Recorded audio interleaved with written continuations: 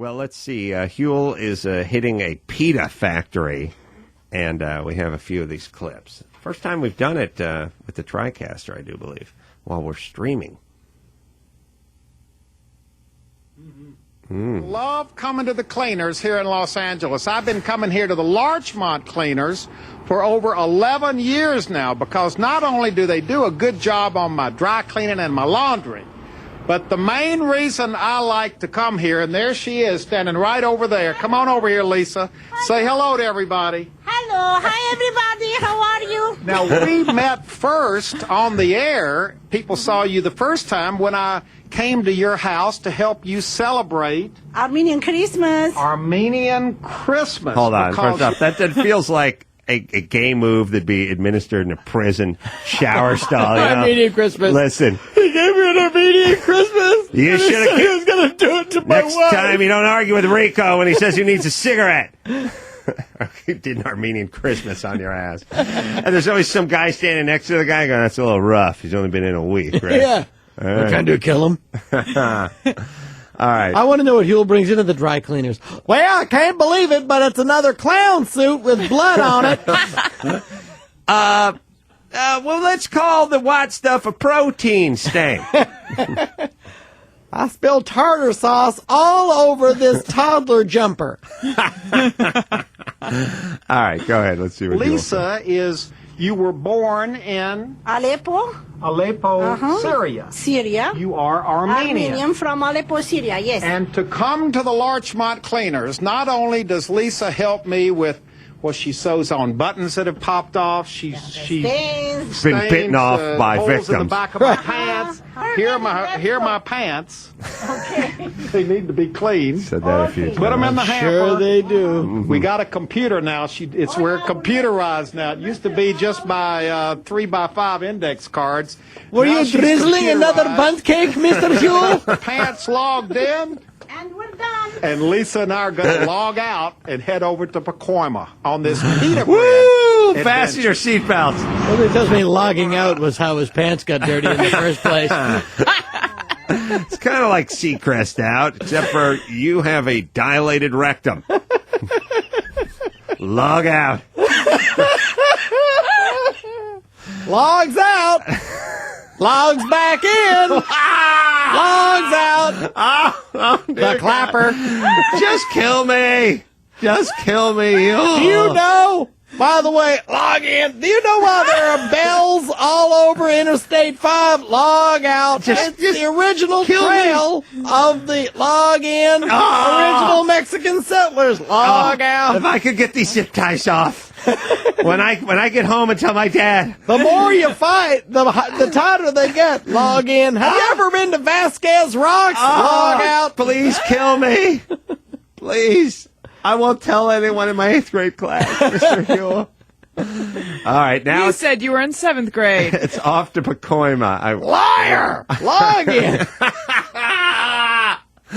He's heading to Pacoima where they're going to manufacture pitas. Uh-huh. Fasten them seatbelts. And again, Bread with a pocket in it. I do love the little slice of communism right there on the TV dial known as the public television. That's right. This could not exist if there was competition. It's also important to remember that every single person working in that pita factory was told in high school they could do anything they wanted if they believed in themselves. That's right. That's right. Eric, explain to us exactly, what is this called? It looks like just a big mixer to me. That's exactly what it is. It is a big mixer.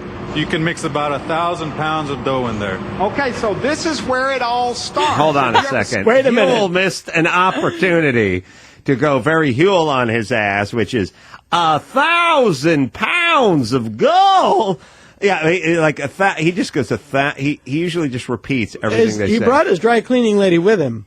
That's Lisa Mahabedian. I think she's connected. Mahabian. Mahatamina Petalan. The whole thing about the hairnet. Yes. Shouldn't she be working on his pants? I feel like there's an opportunity to stain those things, and no good could come from her tagging along to this pita factory. No. I'm sure this will be paid off. If I know Huell, this is going to pay off by the 3rd act. Lisa, have you ever heard the expression getting your tit caught in a ringer?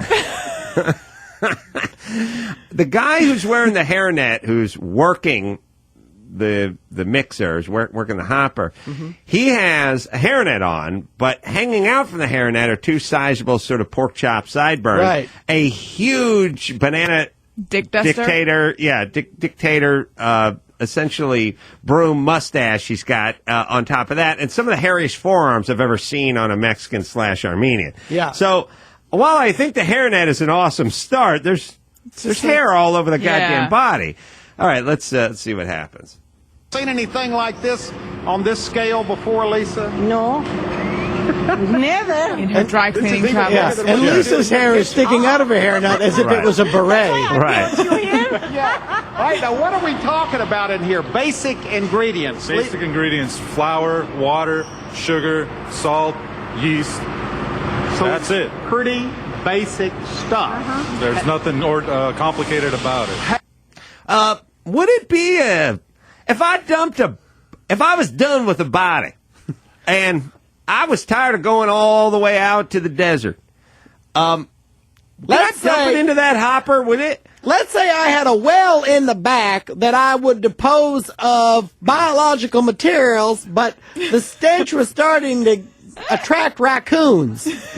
And I got about 34, I'm about 40 raccoons deep now, and I keep noticing helicopters over the house in increasing frequency. Tell me now where I could purchase one of these mixers and possibly keep it in a storage facility. I'm just going to pull a name out in Silver Lake. Woo, Huell. All right, let's hear. And what does pita mean? What does the word pita mean? Well, it depends on the language, but essentially in every language it kind of means bread. So it's a duplicative word. Bread, pita in bread. your culture, the Armenian culture, you don't even say pita bread. You just say bread. Exactly. Oh, wow. I told you to fasten your seatbelts. Yep. I wasn't prepared for that. This is the Felt let Hawaiian, down. Hawaii's version of this is thank you and mahalo. That's why this episode is repetitive. called Operation Mindfuck. Yeah, this is. 'Cause didn't you think wow. pita was going to be pocket or something? Yeah, it'd be nice, but it just means bread. But we've learned that because it means bread in Armenian, that they wouldn't say bread. Yeah, they wouldn't say yeah. Now I know why he brought his cleaning lady with him.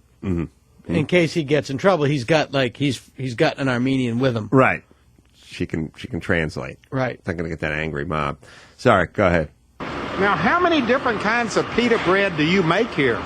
It's hard to say. There's so many variations between the width of it, the weight of it, and the diameter of it. We can go from 5 inches, kind of like what you have in your hands right now, to 12 inches. We can go from Like what you could have in your one hand later. individual pita being 3 ounces to one individual pita being a half an 4 and a ounce. Some half. are thicker, some are thinner. Exactly. Wow. Whole wheat, white. There's so a- you've It got would not be it would not be an episode if there wasn't a phone ringing off camera. What's the most popular in today's Southern California? Medium. Plain and simple white pita bread. Really? Bestseller. Have you ever seen a black guy naked from the front? I know I'm deviating from our PETA conversation, but man alive. Anyway, if you've ever seen Magic Johnson's sneaker, I saw one of his sneakers at a charity auction, and I can't help but think that his wife must be in 2 pieces. All right, what's next? And here comes the puffy pita bread, whole wheat pita bread. It's amazing how it's transformed itself just going through that oven as quickly as it did. Yeah. I don't know what to tell you. It's amazing what heat will do, you dough. Wait, You play slack-jawed play, yokel. At a certain point in every episode, the straight man eventually